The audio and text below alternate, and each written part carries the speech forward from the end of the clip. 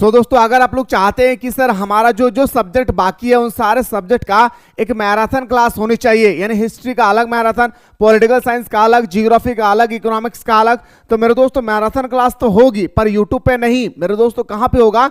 हमारे एप्लीकेशन पे। तो जो भी स्टूडेंट्स ने अभी तक हमारे एप्लीकेशन को डाउनलोड नहीं किए हैं वो जल्दी से प्ले स्टोर से मिसाइल क्लासेस के ऐप को डाउनलोड करके आप फ्री में मेरे दोस्तों मैराथन क्लास को देख सकते हैं। फाइनली इस वीडियो के माध्यम से मैं आपको बताने वाला हूं ऑब्जेक्टिव क्वेश्चन, और ये क्वेश्चन जो होगी आपके पेपर के अकॉर्डिंग D2 मैं जैसे अभी बताने वाला हूं D2 आपके परीक्षा में वैसा ही क्वेश्चन आएगी। डोंट वरी, थोड़ा सा भी टेंशन नहीं लेना है। माना कि इकोनॉमिक्स का सब्जेक्ट थोड़ा सा कठिन है लेकिन उतना भी कठिन नहीं है जितना हम लोग सोचकर बैठ गए हैं। तो फाइनली क्लास स्टार्ट करने से पहले मैं कुछ ऐसे क्वेश्चन दिखाने वाला हूं न्यूमेरिकल का जो आपके पेपर में पूरी आने की संभावनाएं हैं। तो मेरे दोस्तों न्यूमेरिकल क्वेश्चन को ना खास करके आप लोग ध्यान दिया कीजिएगा।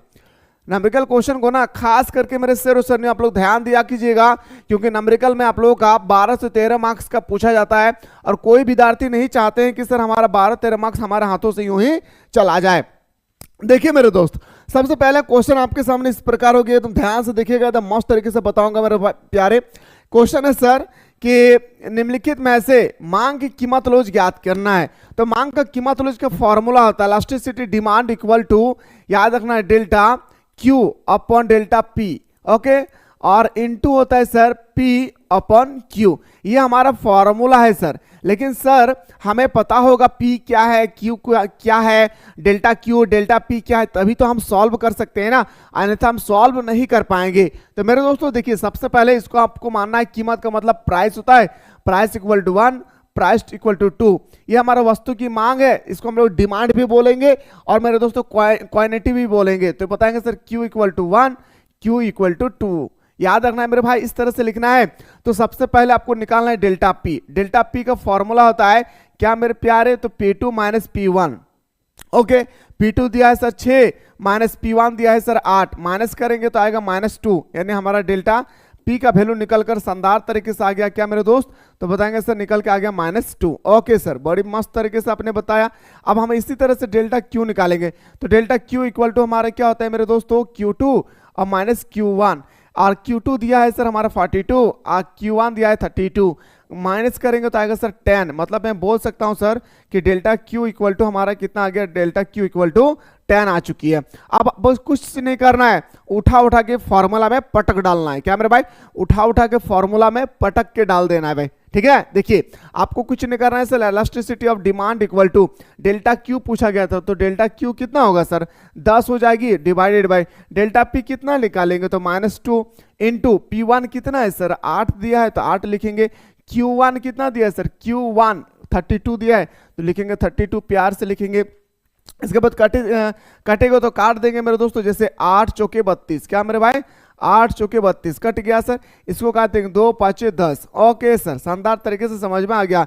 यानी elasticity of demand equal to 5 minus 5 upon 4। जब इनको इनके साथ डिवाइड करेंगे ना तो इक्वल टू आएगा, 4 को जो 5 से डिवाइड करेंगे तो 1.25 आएगा, लेकिन याद रखना ये माइनस में आएगा। तो मेरे दोस्तों जब भी आपका आंसर माइनस में आए तो उसको प्लस में कन्वर्ट कर दीजिए, और प्लस में आए तो माइनस में कन्वर्ट कर देना है। जैसे मेरा माइनस में आया तो उसको हम प्लस में कन्वर्ट कर देंगे। ये हमारा इलास्टिसिटी ऑफ डिमांड आ गया हमारे सामने, याद रखना। इतना कर देना है मेरे प्यारे, 3 मार्क्स आपके हाथों में रगड़ के आ जाएंगे भाई। हाँ, 3 मार्क्स आपके हाथों में क्या होगा मेरे भाई? रगड़ के आ जाएगा। बस इतना करना है। कितना सुंदर तरीके से मैंने आप लोगों को बताया, और मैंने इससे रिलेटेड मेरे दोस्तों मैंने आप लोगों को होमवर्क भी दिया था एक दिन, और न्यूमेरिकल में बहुत अलग अलग क्वेश्चन पूछे जाते हैं। जैसे और देखिए एग्जांपल दे रहा हूं, पूछा जाता है कि यदि डेल्टा Y इक्वल टू 1600 है, डेल्टा I इक्वल टू 400 है, तो सीमांत उपभोग प्रवृत्ति, याद रखना है, सीमांत उपभोग प्रवृत्ति मतलब MPC ज्ञात करे। इसका भी मेरे दोस्तों क्वेश्चन आती है 3 मार्क्स का, कभी 5 मार्क्स का भी पूछा जाता है। मतलब मेरे बोलने का मकसद ये है कि न्यूमेरिकल में जैसा भी क्वेश्चन आए इस बार छोड़कर नहीं आना है, क्योंकि मैं न्यूमेरिकल का एक सेपरेट क्लास लेकर आ रहा हूं। कहां पे? हमारे एप्लीकेशन पे, वो भी मैराथन क्लास के साथ। तो जो भी स्टूडेंट्स ने अभी तक हमारे एप्लीकेशन को डाउनलोड नहीं किया, प्ले स्टोर से जल्दी से डाउनलोड कर ले, और अगर डाउनलोड करने में कोई प्रॉब्लम हो रही है तो डिस्क्रिप्शन बॉक्स में लिंक दिया है, उस लिंक के माध्यम से आप लोग डाउनलोड करके हमारे मैराथन क्लास में जुड़ सकते हैं। ठीक है, डोंट वरी, 1 रुपया भी पैसा नहीं लगेगा। अब बात करते हैं सर, देखिए और न्यूमेरिकल में क्वेश्चन कैसे आती है। क्वेश्चन का लेवल देखिए, एक अर्थव्यवस्था में बढ़ी हुई आय को 75% उपभोग पर व्यय किया जाता है, निवेश रुपए 1000 करोड़ बढ़ाया जाता है, निम्नलिखित में से निम्नलिखित का परिकलन कीजिए। दो क्वेश्चन निकालना है, आय में कुल वृद्धि और उपभोग में कुल वृद्धि।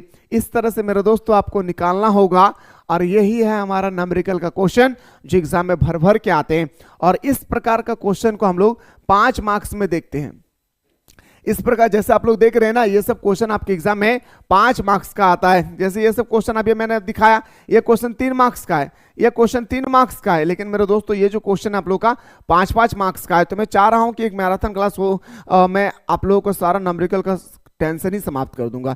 तो मेरे भाई आप लोग जुड़े रहिएगा हमारे साथ। खैर हम लोग का मुद्दा ये नहीं था आज, हमारा मुद्दा था मेरे दोस्तों किस बात पे, हमारा ऑब्जेक्टिव क्वेश्चन का। आइए सर क्वेश्चन देखिए, उपयोगिता के क्रमवाचक विश्लेषण का प्रतिपादन किसने किया था। अब क्वेश्चन आ जाती है आपके पास जो हमारा उपयोगिता है भाई, इसके बाद जिसे हम लोग यूटिलिटी भी बोलते हैं, है ना। तो आपसे बोल रहा है कि उपयोगिता के क्रमवाचक विश्लेषण का प्रतिपादन आखिर किसने किया था। हम सभी को पता है सर, इकोनॉमिक्स का फादर हम लोग एडम स्मिथ को कहते हैं, लेकिन उन्होंने नहीं दिया था, ये दिया था हमारा दो व्यक्ति था, हिग्स और एलन। कौन था मेरे सरनियो, हिग्स और एलन, इसका राइट आंसर हो जाएगी। अगला क्वेश्चन पे बढ़ते हैं सर, क्वेश्चन नंबर हमारा 2 है सर कि उपभोक्ता की आय बढ़ने से किस प्रकार की वस्तु की मांग घटती है। अच्छा, कभी ये बात सुने हैं मेरे भाई कि हम लोग तो सुने कि मेरा जितना अर्निंग बढ़ता है ना उतना हम सामान खरीदते हैं, यस या नो। अभी 20,000 सैलरी मिल रहा है, अगर मेरे दोस्तों 50,000 सैलरी आ जाएगी ना तो हम अपने जरूरत जो सामान नहीं है उसको भी हम खरीद डालते हैं, यस या नो। आप बोलेंगे सर बिल्कुल हाँ,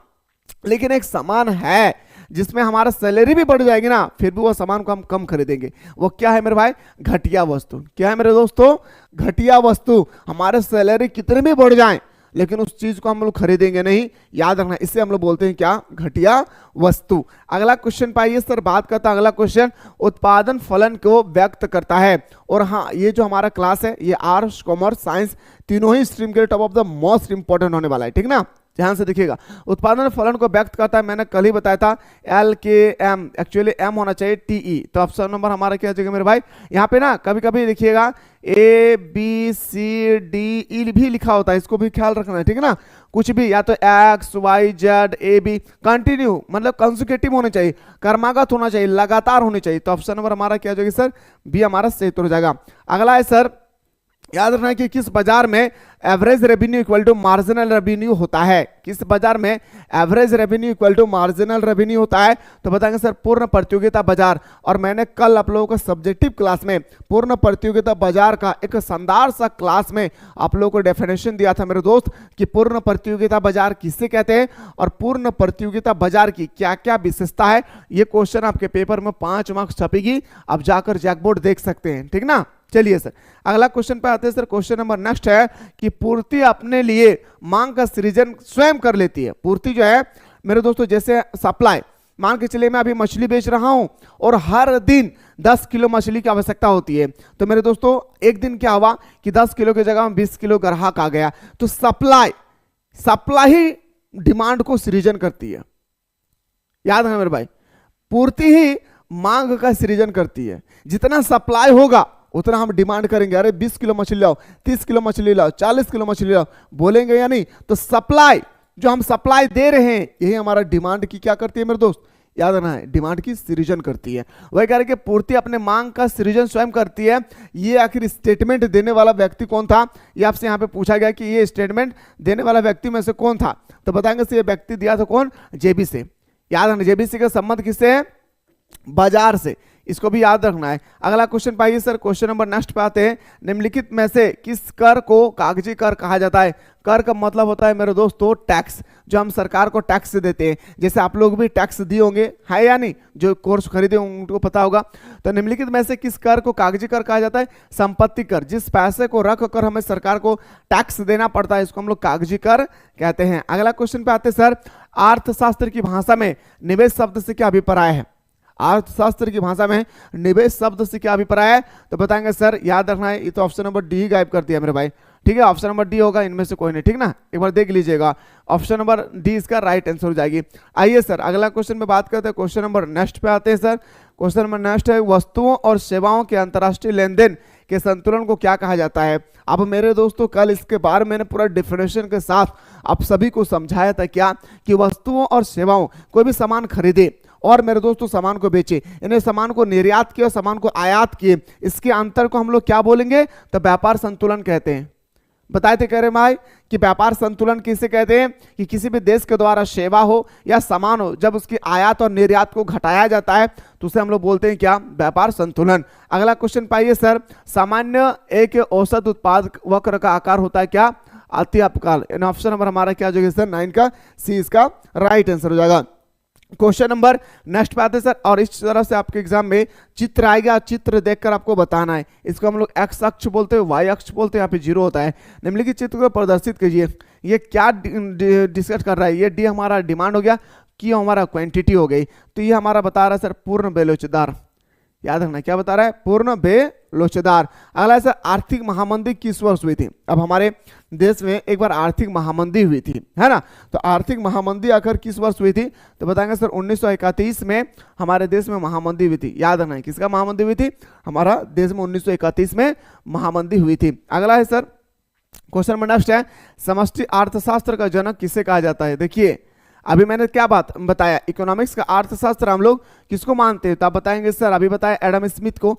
अब यहाँ पे क्वेश्चन, हम सभी को पता है कि अर्थशास्त्र को यानी इकोनॉमिक्स को दो टाइप में डिवाइड किया गया है, एक माइक्रो एक मिक्रो, है ना, एक व्यष्टि और समष्टि। तो समष्टि अर्थशास्त्र में जनक किसे कहा जाता है, तो बताएंगे सर जे.एम. किन्स को। याद रखना है जे.एम. किन्स को समष्टि अर्थशास्त्र का जनक माना जाता है, भूलना नहीं है। अगला क्वेश्चन पाते हैं सर कि वस्तुओं तथा सेवाओं के प्रवाह में वृद्धि हुए बिना मौद्रिक प्रवाह में वृद्धि होने से अर्थव्यवस्था पर क्या प्रभाव होगा, तो मुद्रास्फीति हो जाएगी। क्या हो गया मेरे भाई, मुद्रास्फीति हो जाएगी। राष्ट्रीय आय को जनसंख्या से भाग करने पर क्या प्राप्त होता है, खतरनाक क्वेश्चन है, याद रखना। ये जो क्वेश्चन है ना मेरे भाई, क्वेश्चन में जो 14 है जो मेरे भाई, बहुत इंपॉर्टेंट क्वेश्चन है, बहुत इंपॉर्टेंट। इस क्वेश्चन को कितना भी तारीफ करे बहुत कम है। क्यों पता है, राष्ट्रीय आय को मान के चलिए हमारे पूरे देश में, पूरा देश में 1000 अरब डॉलर का क्या हुआ, इनकम हुआ एक साल में। अब क्या क्या कि जनसंख्या, भारत की जनसंख्या मान के चलिए 20 करोड़ है, मान के चलिए, ठीक है। इसको जब इससे डिवाइड करेंगे ना तो एक व्यक्ति का आय निकलेगा कितना मेरे भाई, 50 लाख या 50 करोड़ एक व्यक्ति का इनकम है। वही कह रहे हैं कि राष्ट्रीय आय को जनसंख्या से भाग देने पर, राष्ट्रीय आय जो हमारा है इसको जब हम अपने जनसंख्या से भाग देंगे ना तो क्या प्राप्त होगा, तो बताएंगे सर हमारा प्रति व्यक्ति आय। एक व्यक्ति एक दिन में कितने कमाते हैं ये आपको पता चल जाएगी, ठीक है। अगला क्वेश्चन पाइए सर, क्वेश्चन नंबर नेक्स्ट है सर कि भारत में 1 रुपए का नोट कौन जारी करता है। भारत में आखिर 1 रुपए का जो नोट है वो कौन जारी करता है, तो बताएंगे सर भारत सरकार का वित्त मंत्रालय 1 रुपया का नोट को जारी करते हैं। जो भारत सरकार का जो वित्त मंत्रालय होती है वही हमारा 1 रुपया की नोट को जारी करते हैं। आइए सर क्वेश्चन नंबर नेक्स्ट पे मूव करते हैं। क्वेश्चन है सर व्यापारिक बैंक का प्राथमिक कार्य कौन कौन से हैं। व्यापारिक बैंक जो होते हुए हमारा कमर्शियल जो बैंक होता है इसका क्या कार्य होती है, तो बताएंगे सर जमा स्वीकार करना, ऋण देना और शाख निर्माण करना। यानी ऑप्शन नंबर हमारा क्या हो जाएगी सर, डी इसका सही उत्तर हो जाएगा। अगला क्वेश्चन पे आते हैं सर केन्सियन विचारधारा के अंतर्गत आय के संतुलन का निर्धारक निम्नलिखित में से कौन है। सामूहिक मांग, सामूहिक पूर्ति। अब सामूहिक मांग और सामूहिक पूर्ति से ना एक क्वेश्चन आती है 3 मार्क्स का, एक क्वेश्चन याद रखना इसको भी। तो बताएंगे सर हमारा हो जाएगा कौन, सामूहिक मांग और सामूहिक पूर्ति दोनों। सीमांत उपयोगिता प्रवृत्ति 1 हो तो कुल के का मान क्या होगा। अभी आपका नंबरिकल है भाई, ये आपका क्या है मेरा शेरो सुनियो नंबरिकल है। और ऐसा ही क्वेश्चन आती है ना, और एग्जामिनर में जब स्टूडेंट्स बैठते हैं और जब सॉल्व नहीं कर पाते ना वो बोलते हैं सर क्वेश्चन बाहर से आई है। नहीं मेरे भाई ऐसा कुछ नहीं है। देखिए कितना सुंदर दिया है मेरे भाई कि सीमांत उपभोग प्रवृत्ति का मान कितना दिया है, 1 दिया है, और हमें से के का मान फाइंड करने के लिए पूछा गया। मैंने आप लोगों को बताया था सर के का 2 फॉर्मूला होता है, एक हमारा के इक्वल टू 1/MPS और एक आता है सर हमारा के इक्वल टू 1/1 - MPC। मैंने आप लोगों को बताया था, ठीक है। तो आपसे सीमांत उपभोग प्रवृत्ति पूछा गया तो ये फॉर्मूला हमारा लगेगी, है ना। तो के इक्वल टू हमारा फाइंड हो गया सर कितना कि 1/1 - MPC। ओके सर के इक्वल टू 1/1 - MPC का मान कितना दिया सर 1। 1 लिखेंगे सर, k इक्वल टू 1/0। जब जीरो को दुनिया में किसी भी संख्या से डिवाइड करेंगे, जीरो को दुनिया में किसी भी संख्या को डिवाइड करेंगे तो उसका आंसर आएगी इनफिनाइट, जिसे हम लोग अनंत बोलते हैं। ऑप्शन नंबर हमारा क्या हो जाएगी सर, याद रखना है, ये हमारा डी इसका राइट आंसर हो जाएगा। क्या हो जाएगी, डी हमारा इस तरह से सिंबल आएगा तो डी हमारा राइट आंसर हो जाएगा। ठीक है, अगला क्वेश्चन पे आइए सर। बजट शब्द की उत्पत्ति हुई है, सबसे पहले तो आपको पता होना चाहिए कि बजट कब पेश किया जाता है, तो बताएंगे सर 1 अप्रैल को बजट पेश किया जाता है और कितना दिन तक चलता है, 31 मार्च को। इसको याद रखना है। बजट वित्तीय, इसे हम लोग वित्तीय वर्ष भी कहते हैं। ठीक है, ये हमारा वित्तीय वर्ष भी ऐसा हम लोग बोल सकते हैं, लेकिन खास करके बजट शब्द में ध्यान रखना है कि आखिर बजट शब्द का उत्पत्ति जो है कौन सा भाषा से हुआ है, फ्रेंच शब्द से हुई है। अच्छा, फ्रेंच के किस भाषा से लिया गया है, बुगेट से। कहां से बोलिए, बुगेट से लिया गया है। और बुगेट का अर्थ होता है चमड़े का थैला। क्या होता है, चमड़े का थैला, जो वित्त मंत्री इस थैले को लेकर संसद में पेश करते हैं। कहां पे, पार्लियामेंट में। याद रखना है, ठीक है ना। अर्थव्यवस्था में विनिमय दर कौन निश्चित करता है, जो हमारा अर्थव्यवस्था होती है इसमें जो विनिमय दर होती है, ट्रांजैक्शन होता है, वो कौन निश्चित करता है, तो मांग तथा पूर्ति। यानी ऑप्शन नंबर हमारा बिल्कुल सही हो जाएगी sir, C is the right answer हो जाएगा। अगला है सर, उत्पादन संभावना वक्र का ढाल गिरता है, और ये क्वेश्चन आपको हर साल तड़पाएगी मेरे दोस्त, इतना इंपॉर्टेंट है ये क्वेश्चन।